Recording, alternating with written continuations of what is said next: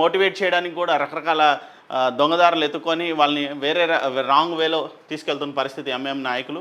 MIM అంటేనే ఒక రకమైన నెగిటివిటీ లేదంటే ఒక రకమైన భయము కలుగుతున్న పరిస్థితి తెలంగాణ ప్రజలకు. ఎందుకంటే హిందుత్వం మొన్న బంగ్లాదేశ్ ఇష్యూ చూసిన తర్వాత ఇంకా పెరిగిపోయింది. బంగ్లాదేశ్ ఇష్యూలో వాళ్ళు మైనారిటీస్గా ఉన్న హిందువులపై దాడి చేస్తుంటే మనం ఇక్కడ ముస్లిమ్స్ని చాలా సానుకూలంగా చూస్తున్నాం. మనకు వాళ్ళపైన ఉన్న రెస్పెక్ట్ అది. కానీ వాళ్ళు అడ్డగోలుగా ఇట్లా ఇట్లా ఎక్కడికక్కడ బ్లాక్మెయిలింగ్కి పాల్పడుతూ ప్రభుత్వాన్ని బెదిరించే పరిస్థితిలో ఎంఐఎం లీడర్స్ ఉన్నారు.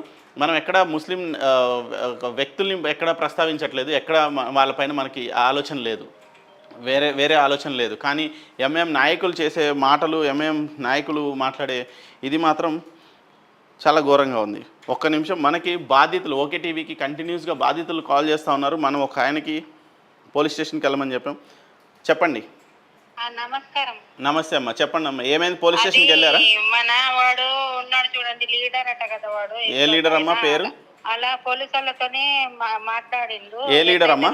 ఏ లీడర్? ఎస్ఐ ఎల్లగొట్టేసిండు. నువ్వు మాట్లాడేది లేదు ఇక్కడ, ఏం చెప్తున్నావు కూడా మాకు తెలుసు. నువ్వు ఇక్కడ నుంచి బయలుదేరి, నువ్వు ఇక్కడ నుంచి మాట్లాడద్దు. నువ్వు ఎవరు వచ్చిన లీడర్? ఎవరమ్మా వచ్చిన లీడర్? ఎవరు? BJP leader. ఏం పేరు? అది కిషనా? ఎక్కడ? మీది కిషన్. ఏ కిషన్ అమ్మా? ఇంద్రవాయ్ కిషన్. ఇంద్రవాయ్ కిషనా? ఏ నియోజకవర్గం? ఎమ్మెల్యేనా ఆయన? ఎమ్మెల్యే అంటున్నాడు వాడు. అక్కడ పోయి ఏ పోలీస్ స్టేషన్కి వెళ్ళారమ్మా? నేను టూటన్. ఏ ఊర్లో? నిజాంబాద్ 2 టౌన్ పోలీస్ స్టేషన్కి వెళ్తే ఎస్ఐ ఎల్లగొట్టిండా మిమ్మల్ని? నన్ను కాదు, అతను ఎల్లగొట్టేశారు. ఓకే, మీకు సపోర్ట్గా ఉన్నాడా ఎస్ఐ గారు? నువ్వు ఇక్కడ అవసరం లేదు, ఎస్ఐ మాట్లాడాడు, నువ్వు అవసరం లేదు, ఇక్కడ వచ్చేది లేదు. నువ్వు ఎక్కడికి? నేను పక్కనే నిలబడ్డా సార్. నేను ఇక్కడ అతను ఉన్నాడు లోపల. ఇప్పుడు సిఐ గారు మీకు సిఐ గారు సపోర్ట్గా ఉన్నారా? సపోర్ట్ గా ఉన్నాడు. ఏం పేరు ఆయన పేరు? సిఐ గారి పేరేంటి? ఆయన పేరు తెలియదు సార్. ఆయన పేరు ఎస్ఐ సార్. ఓకే, ఆయన పేరు కనుక్కోండి, ఆయన పేరు కనుక్కోండి. మీకు న్యాయం జరుగుతుందా? మీకు అంతా ఓకేనా? సరే సార్, మీరు ఉన్నారు కదా సార్, మీరు కూడా చెప్పండి సార్. అలాగే, ఖచ్చితంగా. ఇక మాట్లాడతారట, కొంచెంసేపు మాట్లాడండి, మా హస్బెండ్ మాట్లాడండి. ఇవ్వండి. Good morning sir. Good morning అండి, చెప్పండి సార్. ఆడు వచ్చింది ఆ రోజు. ఆమె ఏం పేరండి? ఆయన పేరేంటి? భార్య కాదు, ఆమె రెండా. ఆయన పేరేంటండి? ఆయన పేరేంటండి? ఎవరు ఏమైతారంటే ఆమె భర్త చనిపోయిండు, ఆమె నా దగ్గరనే ఉంది సార్, నేను హెల్ప్ చేస్తున్నా ఆమెకు అంటుంది. ఆయన పేరేంటండి? ఆ లీడర్ పేరేంటి? కానీ ఎల్లగొట్టేసి. ఆయన పేరేంటండి? ఆయన పేరేంటి? ఎవరి పేరు సార్? వచ్చిన లీడర్ పేరేంటి? ఆడు ఇంద్రవాయ్ కిషన్ సార్. ఇంద్రవాయ్ కిషన్. ఆడు మాకు చూసి భయం పడ్డాడు. ఒక నిమిషం, ఇంద్రవాయ్ కిషన్ బీజేపీ లీడర్, నిజామాబాద్. నిజామాబాద్. ఎవరి మీ ఎమ్మెల్యే పేరేంటండి? ఎమ్మెల్యే పేరు ఆయన శంకర్ పాల్వాయ్. ధన్పాల్ సార్.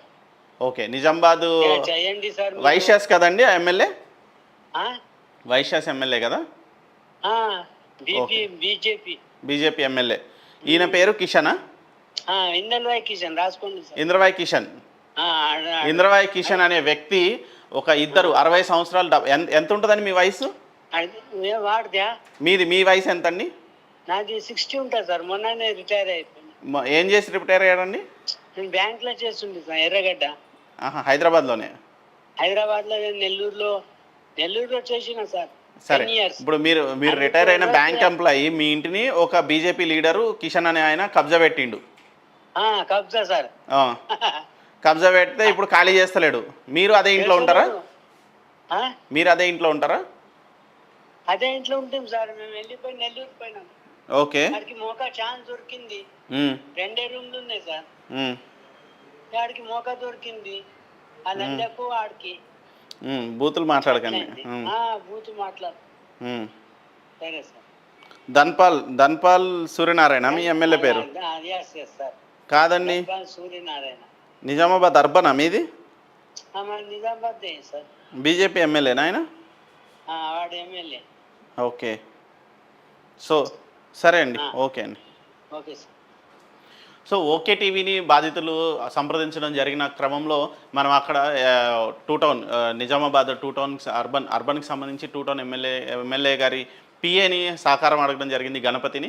సో ఆయన ఏం చేశారంటే హుటాటున వీళ్ళు వృద్ధులు 60 ఏళ్ల వయసు బ్యాంక్ ఎంప్లాయ్, మనం ఏది డీటెయిల్గా అనుకోలేదు, వాళ్ళకి అన్యాయం జరిగింది, వాళ్ళు డాక్యుమెంట్స్ పంపించారు మనకి. అన్నీ చెక్ చేసిన తర్వాత అక్కడ పరిస్థితిని గమనించి మనం నిజామాబాద్ ఎమ్మెల్యే వాళ్ళ పిఏకి ఫోన్ చేసి చెప్పడము, ఆయన అక్కడి నుంచి పిఎస్కి ట్రాన్స్ఫర్ చేయడం ఆ కేసుని.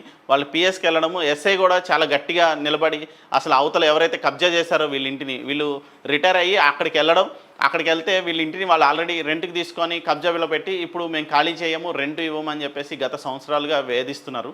సో ఈయన కొంచెం బెడ్ రిడన్ అయిపోయారు, ఈయన బయటికి తిరిగే పరిస్థితి లేదు. వీళ్ళ వైఫ్కి కూడా కొంచెం మానసికంగా ఆందోళన ఎక్కువైపోయి కొంచెం డిప్రెషన్లో ఉంది ఆవిడ, అందుకే సరిగా మాట్లాడలేకపోతుంది. ఇలాంటి పరిస్థితుల్లో ఉన్న వీళ్ళకి ఆదుకునే వాళ్ళు ఎవరు? పోలీస్ స్టేషన్లు కూడా కొంచెం కాపాడాలి, వీళ్ళని రక్షించే ప్రయత్నం చేయాలి. సో అక్కడ ఎస్ఐ గారు ఎవరో ఆయనకి హ్యాట్స్ ఆఫ్ చెప్తున్నాం. ఎందుకంటే Nizamabad urban two town police స్టేషన్కి సంబంధించిన ఎస్ఐ గారు, ఆయన పేరు తెలియలేదు. సో సారీ సార్, మీకు ఖచ్చితంగా థ్యాంక్స్ చెప్తున్నాం, కృతజ్ఞతలు చెప్తున్నాం ఓకే టీవీ తరపున. వాళ్ళకి బాధితులకి న్యాయం చేస్తారని కోరుకుంటున్నాం. సో అక్కడ బీజేపీ లీడర్ కిషన్ అని ఆయన వచ్చిండట. ఈ లేడీ ఎవరైతే ఉన్నారో అక్కడ ఇల్లు కబ్జా పెట్టిన మొగుడుపల్లాలు ఎవరైతే ఉన్నారో కిషన్ అని చెప్తున్నారు. అది నిజామాబాద్ బీజేపీ లీడర్ కిషన్కి సంబంధించిన భార్యాభర్తలు ఇద్దరు ఆ ఇంటిని కబ్జా పెట్టి ఆమె నా భార్యని మేము కలిసి అక్కడ ఉంటున్నామని చెప్పేసి ఏదో మాట్లాడడానికి వస్తే కూడా సీఐ గారు తిట్టి పంపించేసిన పరిస్థితి. సో మీడియా పవర్ అయితే ఖచ్చితంగా ఉంటుంది. పోలీసులు కూడా సానుకూలంగానే వ్యవహరిస్తున్నారు, ఇదివరకు అంత అడ్డగోలుగా అయితే లేరు. స్థానికులు అక్కడ లోకల్గా ఉన్న పరిస్థితులన్నీ అబ్జర్వ్ చేసుకొని పోలీసులు కూడా వాళ్ళ వంతు ప్రయత్నం వాళ్ళు చేస్తున్నారు. కానీ కొన్ని సందర్భాల్లో మాత్రం కొంచెం కఠినంగా వ్యవహరించాల్సిన పరిస్థితి పోలీసులకు కూడా. ఎందుకంటే ప్రెజర్స్ ఉంటాయి, పైనుంచి డిఎస్పీ లెవెల్లో సిఏ లెవెల్లో ప్రెజర్స్ ఉంటాయి. ఆ తర్వాత అక్కడ లోకల్ ఎస్పీ ఆలోచన విధానం వేరే ఉంటుంది. తర్వాత అక్కడ ఉండే లోకల్ ఎమ్మెల్యేలు కూడా వాళ్ళని ఇబ్బంది పెడుతుంటారు. కాబట్టి కొన్ని కన్స్ట్రక్టివ్ వేలో వెళ్తుంటారు, కొన్ని రిస్ట్రిక్టెడ్గా ఖచ్చితంగా చేయాల్సిన పరిస్థితులు వస్తాయి. అలాంటి చోట మీడియా కూడా పోలీసులపై ఎదురుదాడి చేసి వాళ్ళని ఎండగడుతూ ఉంటాం. కానీ చాలా 90% అయితే న్యాయమే జరుగుతుంది పోలీస్ స్టేషన్కి వెళ్ళిన ఎవరికైనా. సో మనకు తెలుసు, మనం తెల్లాలేగిస్తే పోలీస్ స్టేషన్లు చూస్తుంటాం కాబట్టి. అక్రమాల కూల్చివేతపై ప్రభుత్వానికి హైడ్రా రిపోర్ట్ ఇచ్చిన తర్వాత ఎన్కన్వెన్షన్ కూల్చివేతను సమర్థిస్తున్నా